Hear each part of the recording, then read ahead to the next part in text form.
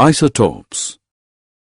Dalton in his atomic theory stated that atoms of the same element are identical in all respects of size, shape, and structure. Scientists believed in this hypothesis of Dalton, but later it was disproved.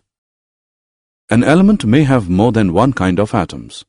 They may have same number of electrons and protons, that is, same atomic number, but they may differ from each other with respect to number of neutrons, that is, they may have different mass number or atomic mass. Such atoms of an element are known as isotopes. Atoms of the same element, rather elements having same atomic number Z but different mass number A, rather atomic mass. In other words, isotopes differ from each other with respect to number of neutrons. Almost all elements have isotopes. Isotopes of hydrogen. There are 3 isotopes of hydrogen.